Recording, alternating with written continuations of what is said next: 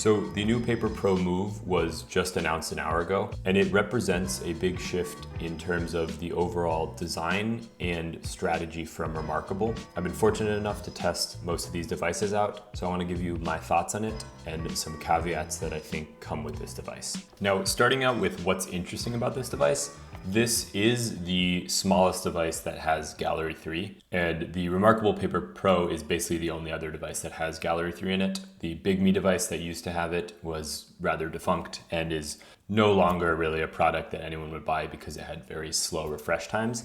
But reMarkable has solved that in some senses, and that should continue on to the Paper Pro Move. I do have to admit that I was expecting something a little bit bigger than 7.3. I do genuinely think there's a big gap in the market between the 8-inch and the 9-inch range, where it can actually be very useful for note-taking, but isn't as huge as something like this device or the Paper Pro, for example. We'll talk about some of the competition in a little bit. There are a lot of things between that 7-inch and the 8-inch range. And then the battery is roughly about half the size of the Paper Pro, but the charging has been almost doubled in terms of speed. You're able to get from 0 to 90 in 45 minutes, which is very good compared to the reMarkable 2, which is even slower, and the Paper Pro, which has a much bigger battery. One thing I did notice about the design is if you look at the device, reMarkable did state that this is the easiest to replace design ever and repair. It looks like there is actually a little latch in the back, or it's probably adhesives, but the Paper Pro has a unibody seal design,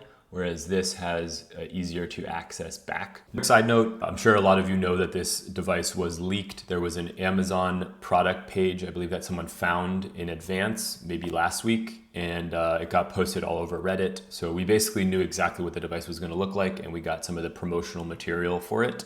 But that was removed within a day. Even though it broke none of the subreddit's rules, it was removed. And so a lot of people think that reMarkable had some influence there. I mean, let's be honest, like iPhones get leaked every year. A lot of products get leaked. A lot of people were up in arms about that, but they did end up being true. So it was probably removed for that reason. So getting into the accessories and the pricing, for me, it's pretty clear that there will not be a type folio. As you can see, there are no pogo pins in the back like the Paper Pro had. And just the overall design doesn't lend well towards having a type folio like the RM2 or the Paper Pro. One thing I was surprised here is that, so you know, it's a no cost add-on to have the marker, but there is no option to not have any of these. Like the standard marker, a lot of people that have a Paper Pro, this is the same active stylus which charges on the side.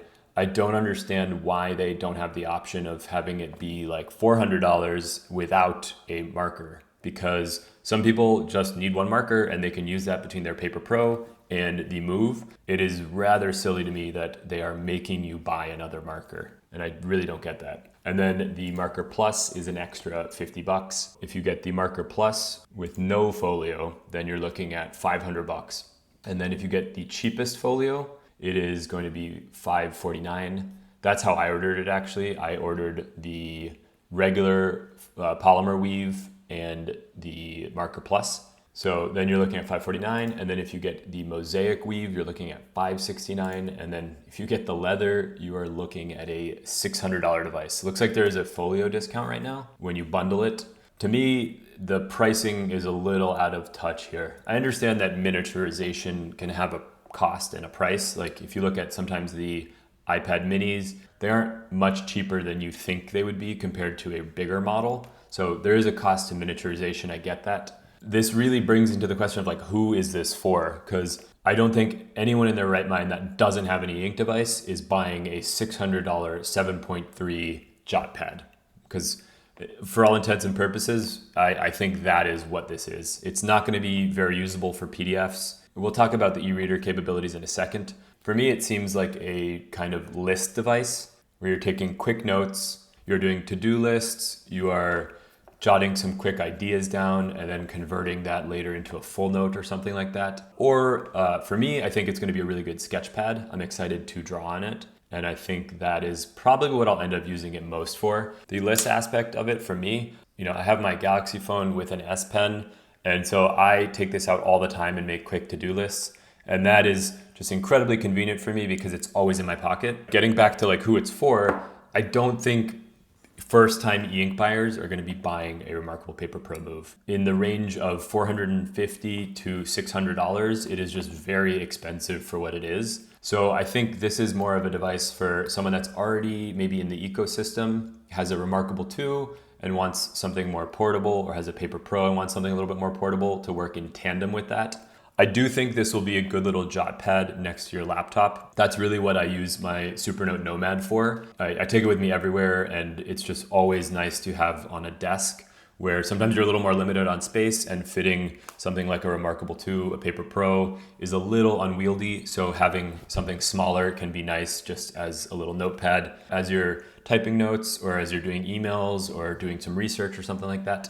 It can be very valuable for that. But that is something like in tandem. I'm gonna try this device and I'll see how I like it, but I don't think I would recommend this as like your only e-ink device for someone that's just getting into the market. So getting into the aspect of color e-reading, the reMarkable platform, it's nice now it has a front light, like just like this, but yeah, it's not very good for DRM. So digital rights management is a thing on reMarkable, and I was expecting when I saw the leaks last week, maybe they were gonna like announce a Kindle app so that you could have easier to read books and comics or whatever with that nice color screen. Maybe I missed something. I still have to check out Brandon's, Voya's, and Kit's content. I saw they got one already, so I'm gonna check that out. But if you have heard of anything about e-reader capability, let me know in the comments. I'd be interested to hear. But in that aspect, I don't think it's gonna be a great e-reader. I think the vertical format actually lends well. I've been using the Bigme Highbreak Pro, and I do like that vertical format because it is easy to fit in one hand. But in general, I don't think the support for documents is really there. Now, one thing I have been testing on my reMarkable 2, which I'll put out a video on soon, is the new search features. So handwriting search is now an option with the Connect subscription. The movable toolbar, I think, is something that was kind of a precursor to this, because the movable toolbar makes a lot of sense for something this small, where you can move it maybe up, down, left, right. I'm actually curious how this would work moving to the top. Because the width is so thin, I'm wondering if the toolbar will even scale to the top, or if you can just move it from left to right. I'm sure I'll see that in one of Kit's, Brandon, or Voya's videos. But the handwriting search makes a lot of sense for something this small. Instead of flipping through a bunch of pages, you now have the ability to search in all of your documents. And so I do think there is a lot of competition in this space. This is unique in the sense of the aspect ratio and the 7.3-inch size with a gallery screen. For some people, if this is just a note-taking device, I think things like the Books Tab Ultra C, the Bigme B7 is a 7-inch note taker that's $300. The Supernote Nomad is right around that same price point and is 7.8 inches, albeit black and white. Same with the VWoods Mini, but that is 8.2. A little more expensive, but does have a front light as well for just pure note taking if you want that. So there's a lot of competition in the market. If you just want a dedicated note taker, there might be better options for your single device. This is more of a adjunct device. If you're gonna get one, I'd love to hear in the comments below. Maybe there's some use cases that I haven't thought of yet, so I'd love to hear your opinion. If you're considering maybe getting a reMarkable 2, I just did a video here of whether that's still a relevant product in 2025 now. And you can also check out my full reMarkable playlist here if you want to see that. So thanks for watching, and I'll see you in the next one.